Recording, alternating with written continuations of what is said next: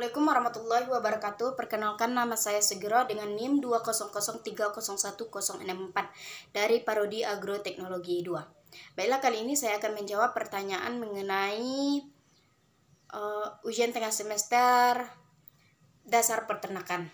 Yang pertama yaitu perbedaan antara kambing dan domba. 1. Kambing memiliki ekor yang tegak dan mengarah ke atas, sedangkan domba memiliki ekor yang menggantung. Yang kedua yaitu kambing lebih suka menyendiri, sedangkan domba lebih suka bergerombol. Yang ketiga yaitu kambing memiliki kelenjar bau, sedangkan domba tidak memiliki kelenjar bau. Yang keempat, kambing lebih suka memanjat, sedangkan domba tidak suka memanjat. Yang kelima yaitu kambing memiliki atau menyukai pakan yang berupa daun, sedangkan domba menyukai pakan berupa rumputan.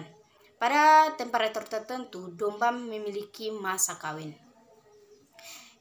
Pertanyaan selanjutnya yaitu faktor iklim makro maupun mikro yang dapat mempengaruhi usaha peternakan unggas maupun ruminansia. Yang pertama yaitu kelembapan udara. Kelembapan udara ini dapat menyebabkan tumbuhnya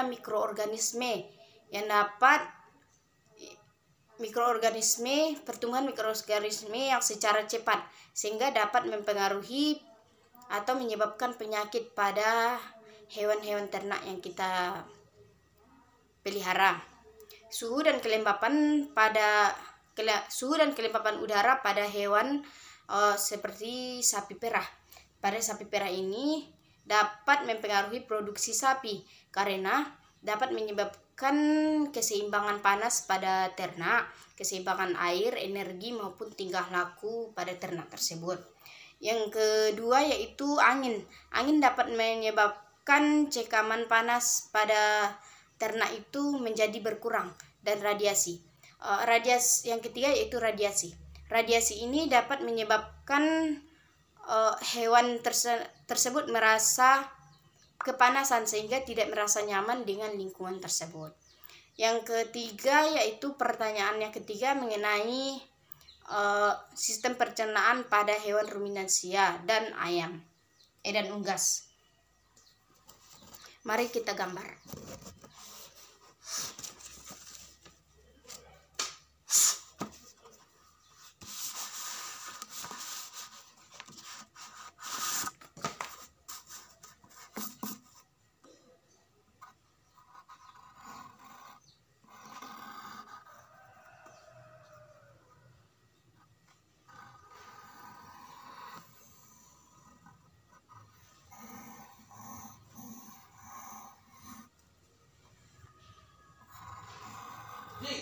Hah? Napi do?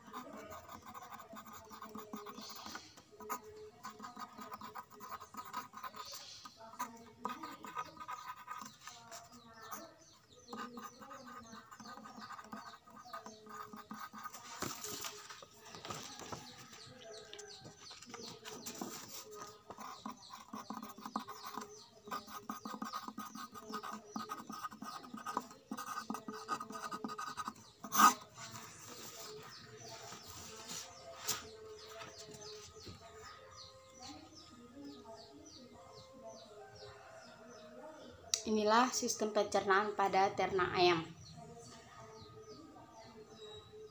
Yang pertama yaitu paruh.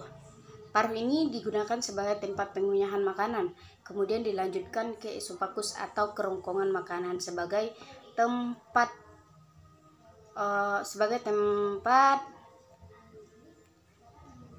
lewatnya makanan ke dalam lambung.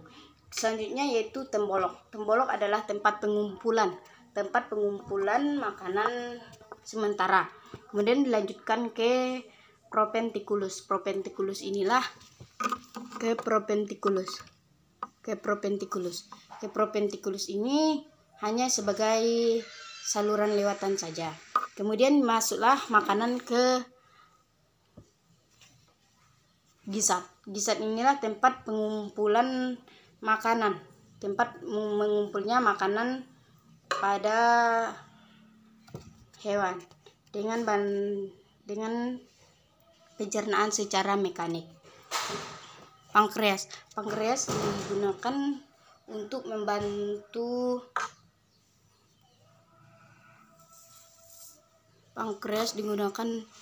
membantu pencernaan pada makanan. Kemudian dilanjutkan ke usus halus. Usus halus akan menyerap makanan pada yang disalurkan melalui gisat. Kemudian berlanjut ke usus besar. Usus besarlah yang menyerap kembali makanan sisa dari penyerapan pada usus halus. Kemudian dilanjutkan ke sekum. Sekum adalah pencernaan makanan yang membantu pencernaan makanan yang berupa serat. Kemudian dilanjutkan ke kloaka. Kloaka merupakan tempat pengeluaran dari sisa-sisa makanan berupa sisa serat-serat yang tidak bisa dimanfaatkan lagi oleh ayam. Selanjutnya kita akan menggambar pencernaan pada sapi atau ruminansia.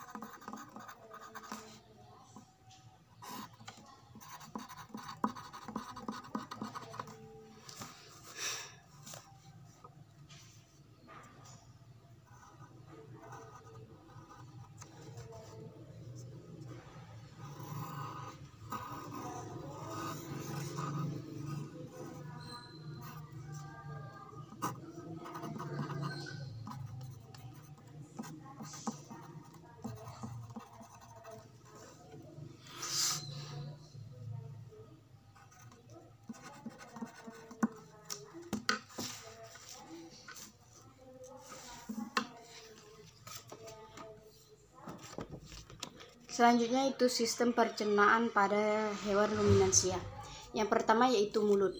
Pada mulut terjadi pencernaan secara mekanik. Yang kedua dilanjutkan ke esofagus. Pada esofagus inilah terjadi penyaluran ke lambung. Selanjutnya pada makanan ini akan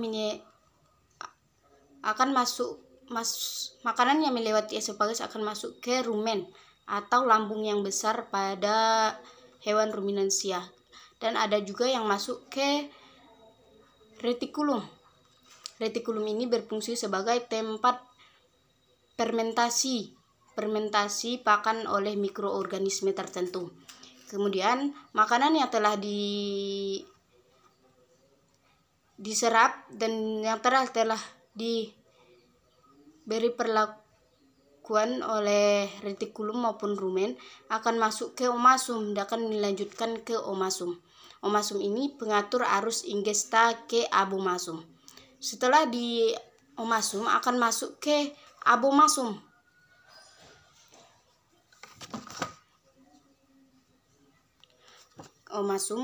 Pada omasum kemudian masuk ke abomasum. Abomasum inilah tempat awal pencernaan protein dan mengatur arus digesta dari abomasum ke duodenum pada usus halus. Usus halus inilah terjadi penyerapan makanan dengan bantuan enzim. Kemudian pada usus halus, sisa-sisa tersebut akan masuk ke usus besar. Usus besar inilah terjadi penyerapan kembali mineral-mineral sisa dari usus halus, dan ampasnya akan dikeluarkan melalui rektum atau anus pada hewan ruminansia.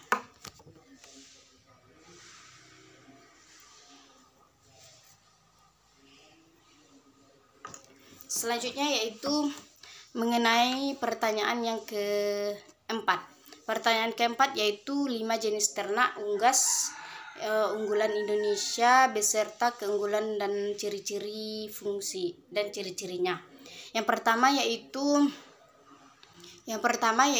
ayam KUB. Ayam KUB ini merupakan persilangan dari ayam-ayam kampung yang memiliki keunggulan tertentu.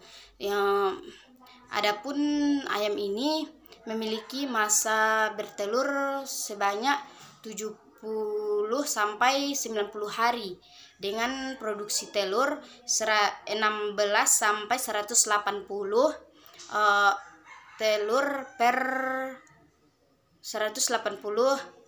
telur per ekor per tahun dengan produksi telur 50%. Yang kedua yaitu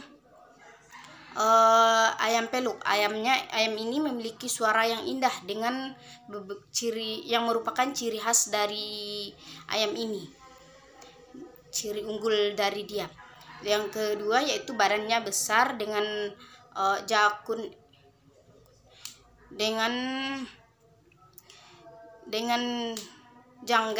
jengger yang bergerigi besar, kepalanya besar, bundar dan lonjong.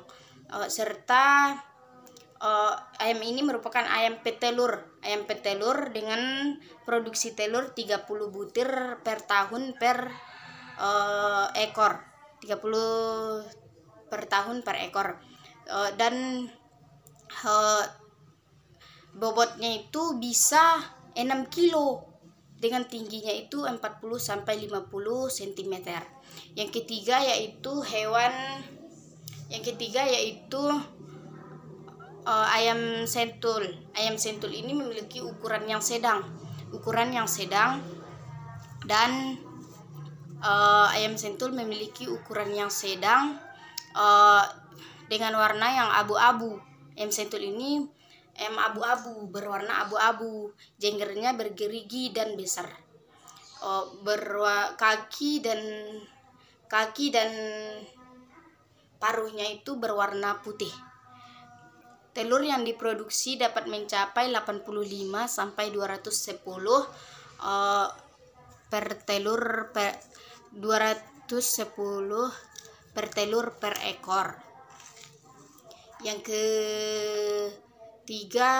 keempat yaitu ayam itik. Itik alabio. Itik alabio merupakan itik yang memiliki warna abu-abu dengan paruh dan kakinya berwarna kuning. Kemudian itik alabio ini merupakan itik yang produksi telurnya sangat tinggi dengan jantan dengan produksi telur 67,11 sampai 76,48 butir telur persennya. Kemudian bobot telurnya itu mencapai 59 sampai 65 gram per telur.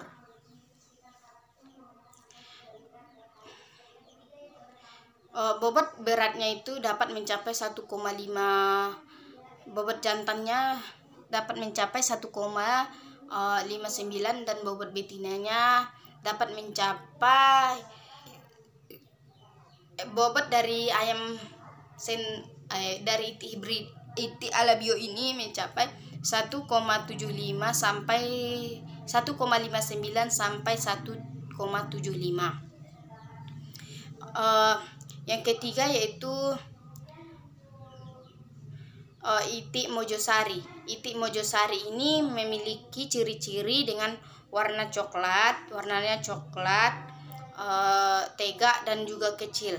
Itik ini memiliki tubuh langsing dan tegak. Bobotnya bisa mencapai 1,4 sampai 1,5 kg. Paruh dan kakinya berwarna hitam. Paruh dan kaki dari itik mojosari ini berwarna hitam. Telurnya dapat mencapai 220 sampai 250 per ekor per tahun. Telurnya berwarna keputihan maupun kebiru-biruan.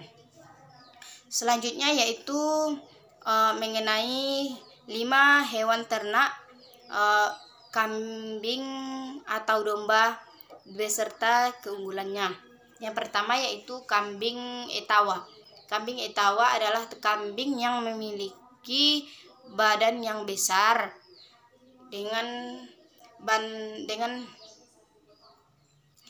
kuping yang berunduk, dengan kuping yang turun. Kemudian kambing ini merupakan kambing penghasil susu dengan produksi susu 1 sampai 3 liter per harinya. Yang kedua yaitu kambing kacang. Kambing kacang merupakan kambing yang bisa berwarna hitam, coklat maupun merah. Kambing ini memiliki badan yang tegap, kecil, kakinya panjang, dan kambing ini merupakan kambing sejenis kambing yang dijadikan sebagai petelur. Kambing ini dijadikan sebagai kambing tipe pedaging dengan karkas 37,50%. Kemudian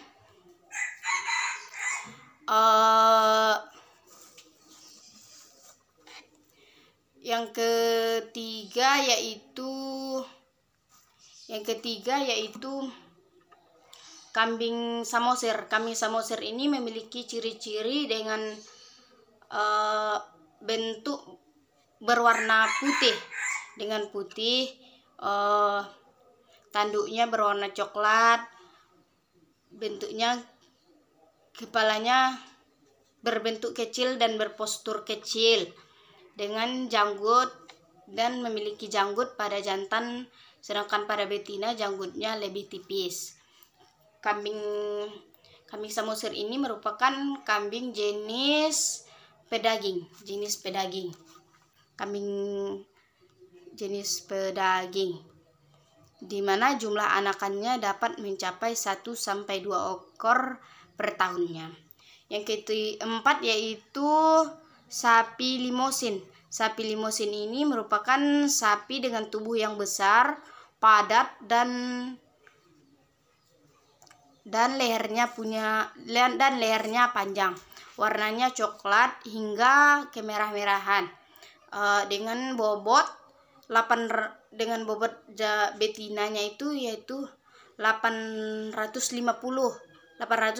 kg, sedangkan bobot jantannya itu dapat mencapai 1,3 ton. 1,3 ton. Tinggi badannya itu rata-rata 1,5 meter. 1,5 meter dengan panjang 1,75 sampai 1,95 meter. Sapi Limousin ini dijadikan sebagai sapi potong atau sapi pedaging. Yang kelima yaitu sapi Bali. Sapi Bali ini karena merupakan sapi Bali ini merupakan sapi yang merupakan asli dari Bali. Jadi dengan ciri-ciri tidak bertanduk, kakinya ramping dan agak pendek dengan menyerupai kaki seperti banteng atau seperti kerbau, dengan menyerupai kaki seperti kerbau. Pada punggung sapi ini ditemukan bulu hitam membentuk garis. Pada tengah-tengah sapi pada tengah-tengah sapi ini memiliki suatu bulu yang berwarna hitam dengan bentuk yang memanjang hingga ke pangkal ekornya. Sapi ini berwarna hitam dengan berat sapi 450 kg bagi jantan, dengan betina dengan berat 300 sampai 400 kg bobot betinanya. Sapi ini merupakan sapi yang memiliki karkas 57%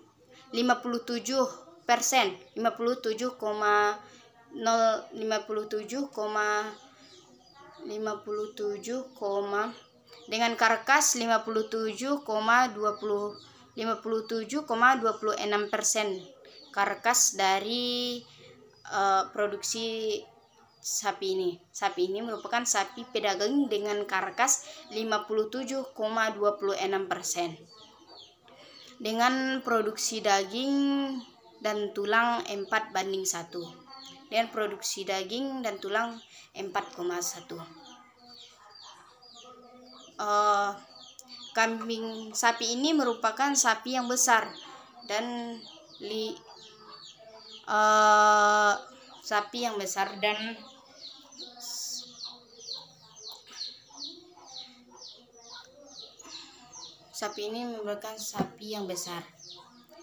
dengan postur tubuh yang sangat besar. Sekianlah video yang dapat saya sampaikan. Terima kasih.